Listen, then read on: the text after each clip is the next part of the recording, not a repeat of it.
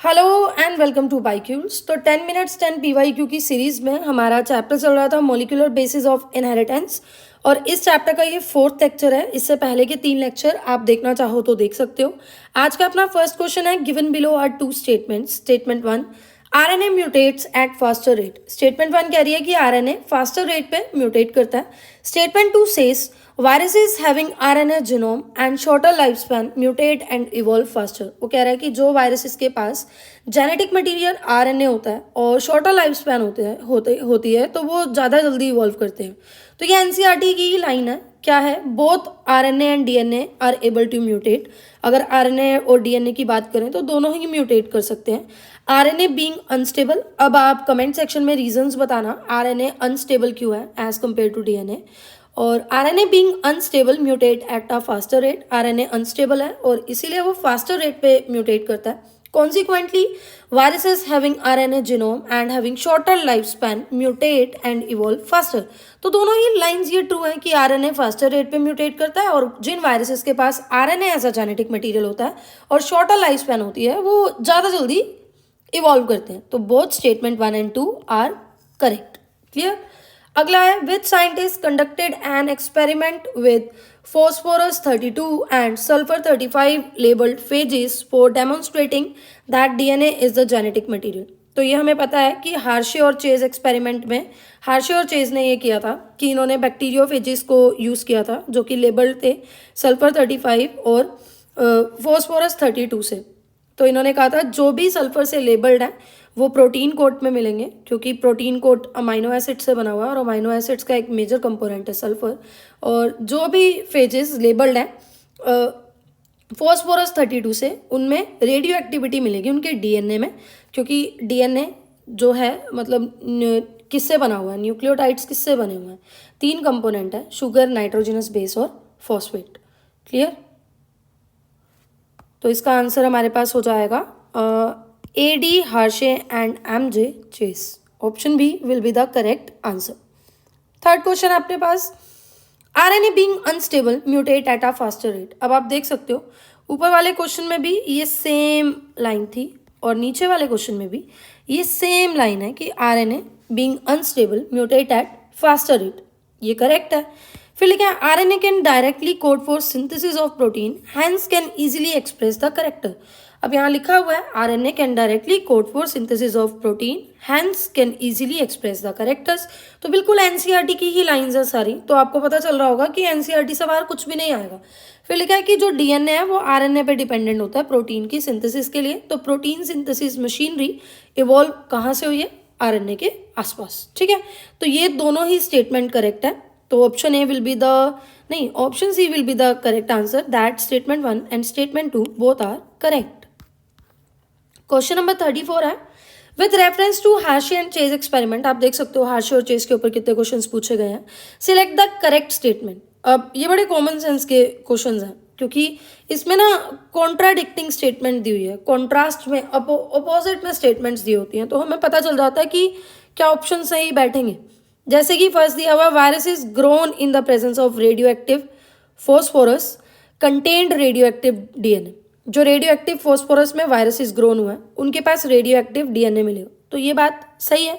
They grow some viruses on medium that contain radioactive phosphorus and other on medium that contain radioactive sulphur.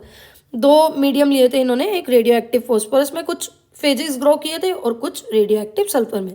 फिर वो कह रहे हैं जो viruses radio active phosphorus के medium में grow हुए थे उनमें रेडियो एक्टिव डीएनए मिलेगा। तो ऑप्शन में भी ये लिखा है, viruses grown in presence of radio active phosphorus contain radio active DNA. अब हमें ये तो पता चल गया ये स्टेटमेंट ट्रू है। अब ये देखने के बाद ना आंसर्स वाले ऑप्शन देखा करो कि ए तो पक्का आएगा, इस हिसाब से ये वाला ऑप्शन गलत जिसमें हमें ए अल्टरनेटिव नहीं दिया हुआ। नेक्स्ट है, virus is grown on radio active sulphur contain radio active protein. ये भी ठीक है कि जो वायरस इज ग्रोन हुआ है रेडियो एक्टिव सल्फर में उनके पास रेडियो एक्टिव प्रोटीन है, तो ये स्टेटमेंट भी ट्रू है। तो आंसर तो हमें पता चल गया ए और बी, फिर भी हम बाकी देखेंगे। तो देखो ये बाकी स्टेटमेंट कॉन्ट्रास्ट में, थर्ड में लिख रहा है virus is grown on radio active phosphorus contain radio active protein. Statement A के ही कॉन्ट्रास्ट में है कि अगर हमने फॉस्फोरस में ग्रो किया तो उनमें रेडियो एक्टिविटी उनके प्रोटीन कोड पे मिलेगी, नहीं कॉन्ट्रास्ट में है तो गलत हो गया। फोर्थ देखो, virus is grown on radio active sulphur content radio active DNA, ये भी गलत है। और ध्यान से देखोगे तो बी का ही कॉन्ट्रास्ट में दिया हुआ है, ये कॉन्ट्राडिक्ट करके दिया हुआ है, अपोजिट स्टेटमेंट दी हुई है। और ई तो बिल्कुल ही irrelevant, virus is grown on radio active protein, radio active protein में वायरस इज ग्रोन कर रहे हैं, कोई बात है। और कह रहे हैं कि उनके अंदर रेडियो एक्टिव डीएनए मिलेगा, तो ये तो बिल्कुल बेकार का ऑप्शन खुद से बना रखा है, ठीक है। उसके बाद अपना नेक्स्ट क्वेश्चन है, the term nucleon for genetic material was used by, तो डीएनए एसिडिक सब्सटेंस है जो न्यूक्लियस के अंदर प्रेजेंट है। इसको फर्स्ट टाइम फ्रेडरिक मिशर ने 1869 में डिस्कवर किया और नेम इसको क्या किया, न्यूक्लियन। पर ये एग्जैक्ट स्ट्रक्चर नहीं बता पाए थे डीएनए का, तो इसी इंफॉर्मेशन को बाकी आगे जाकर 1953 में वॉटसन एंड क्रिक ने यूज़ किया। और एक्सरे डिफ्रैक्शन टेक्निक जो कि मॉरिस विल्किन और रोजालिंड फ्रैंकलिन ने दी थी, जिस मतलब इस टेक्निक से जो डाटा दिया था उस डाटा को भी यूज़ किया। और लास्टली वॉटसन और क्रिक ने क्या किया, डबल हेलिक्स मॉडल दिया। तो अपना ऑप्शन ए क्या हो जाएगा, करेक्ट हो जाएगा।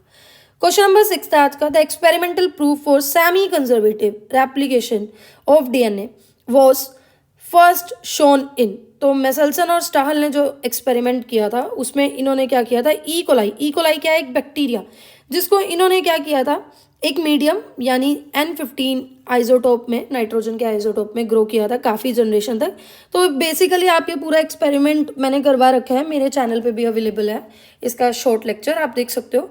तो ई कोलाई क्या है, बैक्टीरिया है, तो ऑप्शन बी इसका क्या हो जाएगा, करेक्ट आंसर हो जाएगा। आज का 9th क्वेश्चन है, अब देखो करेक्ट बताना है इसमें से। अब जो राइबोजाइम है, राइबोजाइम क्या होते हैं, राइबोन्यूक्लिक एसिड्स जो कि एंजाइम की तरह काम करते हैं और कुछ बायोकेमिकल रिएक्शंस को कैटेलाइज करवाते हैं। तो ये तो लिखा ही हुआ है कि राइबोजाइम न्यूक्लिक एसिड है, ये ट्रू है। इसके बाद वाले क्वेश्चंस ऑप्शंस यानी कि F2 into recessive parent, TH Morgan, G Mendel, ये सारे जब मैंने प्रिंसिपल्स ऑफ इनहेरिटेंस और वेरिएशन वाला चैप्टर करवाया था, इन पे काफ़ी बार PYQs देखे गए हैं इनकी इन्फॉर्मेशन पे। तो ये आपका एक्टिव रिकॉलिंग करने का टाइम है, थोड़ा दिमाग लगाओ और हो सके तो कमेंट सेक्शन में मुझे बताओ कि इनके अल्टरनेटिव्स क्या क्या बनेंगे, ठीक है। आज का लास्ट क्वेश्चन है, the final proof that DNA has genetic material came from the experiment. देखो हार्शे और चेस का एक्सपेरिमेंट की जो फाइनल अनइक्विवोकल प्रूफ है, जिसमें कोई दोहराया नहीं है कि डीएनए जेनेटिक मटेरियल है, ये किसने दिया था, तो ये हमें दिया था एल्फ्रेड हार्शे और मार्था चेस ने 1952 में। तो आप देख सकते हो हार्शे आज के 10 क्वेश्चन में से आई थिंक 4 तो हार्शे चेस पर ही थे।